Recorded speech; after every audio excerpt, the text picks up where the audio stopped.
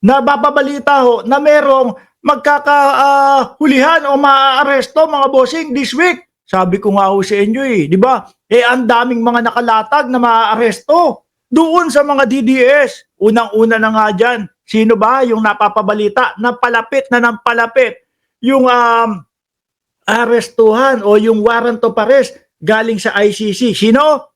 Di ba naalala nyo si Bungo at si Bato de la Rosa? Yan po ay mismong sinasabi nung talagang kasama nung mga nagkaso, no? Kasama nung mga pamilya ng biktima doon sa laban kontra droga, mga boss ni Pamo, sir. Kaya ang ginawa natin, naghalongkat tayo ng mga pictures nila. Tapos natagpuan natin ito, pinaghahandaan na pala mga kababayan. Pinaghahandaan na ho mga boss ni Pamo, sir. Kasi di ba kapag ka nandun sa ICC, hindi na po natin makikita.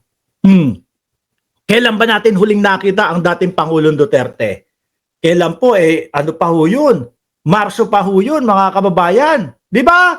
Marso pa lang yung huli nating nakita ang dating Pangulong Duterte at yun ho mga boss ni Pabo sir ay yung binagalan niya yung kanyang salita, my name is Rodrigo Duterte. Di ba?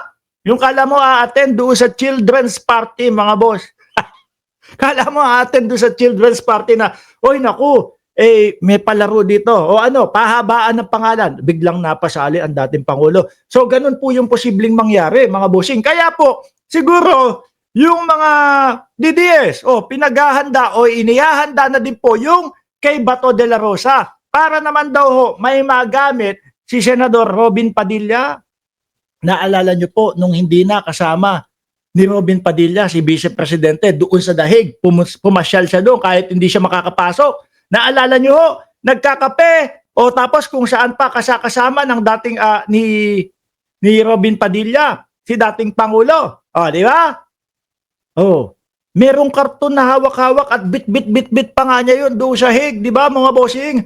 Ngayon siguro sabi ng mga DDS, nako eto total naman, palapit na ng palapit yung oras, panahon ng warrant of arrest ni Bato de la Rosa. At take note tsaka daw si Bungo. Kaya ayan, ipinaghanda na po nila si Robin Padilla ng karton. Para kung sakali naman daw na nasa oblo, meron na daw magagamit na karton. Di ba? Si Robin Padilla at yung mga DDS, may pagpapapicture na. Dapat 3 na karton nyo dyan. Yung si dating Pangulong Duterte, si Robin Padilla, hindi. No, si dating Pangulong Duterte, si Bungo, at si Bato de la Rosa, mga bossing. Ayan, 3 na sila. Di ba? Alam nyo, eto feeling ko lang nakarma sila. Di ba? Feeling ko nakakarma yung mga DDS, mga kababayan. Bakit po? Kasi panahon ng eleksyon, dahil nakakulong pa si Senadora Leila de Lima noon, nung panahon ng eleksyon, tumakbo siya, karton yung pinang-iikot ni Senadora Leila de Lima. Actually aamin ako, kasama ako doon sa nambubisit o ng babardagol.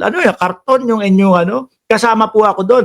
Pero simula po nung inilabas yung desisyon para po kay Congresswoman na dating Senadora Leila de Lima na acquitted, iginalang ko yun mga boss G. Pamo, sir. Diba? Iginalang ho natin yun. Hindi naman po tayo double standard na kagaya ng mga DDS na kapag kapanig sa kanila, ayos. Pero pag hindi panig sa kanila, hindi ayos. Hindi ho tayo ganun mga boss G. Pamo, sir. Inaasar nila yun dahil standy lang daw ho. Ngayon, nako, parang bumalik sa kanila yung karma. Sino unang naging standy? Si dating Pangulong Duterte. At ngayon po, susunod naman po ngayon mga kababayan, itong si Bungo. Si General Bungo. Yan ang tawag ni Robin Padilla dyan. General Bungo. At susunod naman po, sino? Hindi. Sorry. Baliktad. Kalma. Una, si dating Pangulong Duterte. Sa second batch daw mga bossing, si Bato at eto daw po si Bungo, mga kababayan. Di po ba? At mukhang etong dalawang pangalan na ito, mga boss ni Pamo, sir, anong mukha? Yung kay Bato talagang nasabi na. no? Yung kay Bongo mukhang nandoon sa pangalawa, 'di ba? Natandaan nyo, meron tayong ipinakita dito doon sa vlog na 8 pangalan na redacted yung mga pangalan.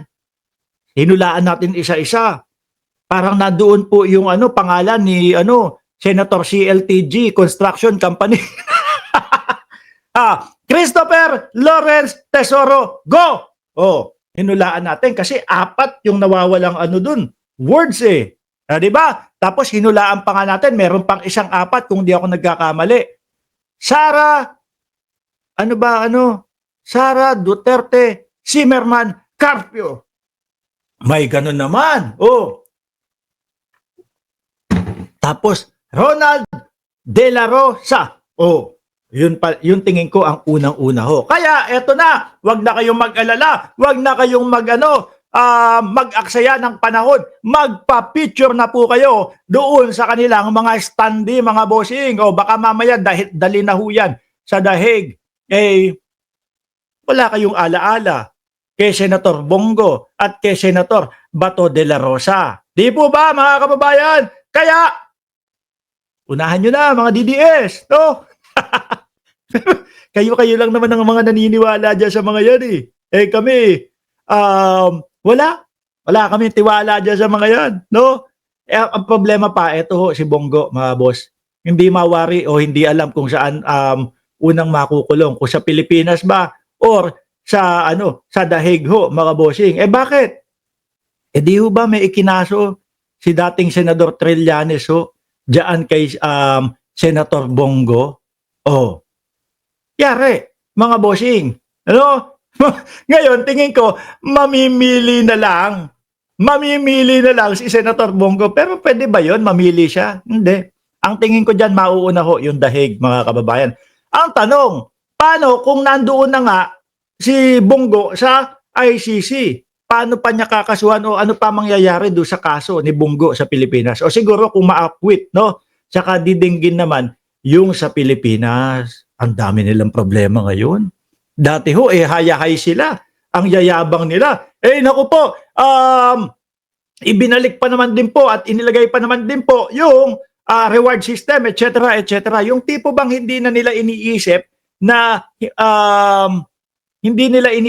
posible na mawala yung kanilang Panginoon doon sa taas. At ang papalit yung Panginoon yung presidente na hindi makukuha sa utang na loob. O, di po ba?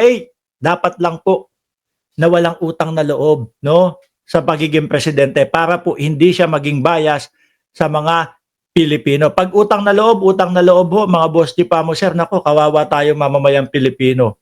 No? Hoy, may utang na loob ka sa akin, ganito, tinulungan kita nung panahon ng eleksyon. Baka naman pwedeng palagpasin mo itong mga illegal na ginagawa ko.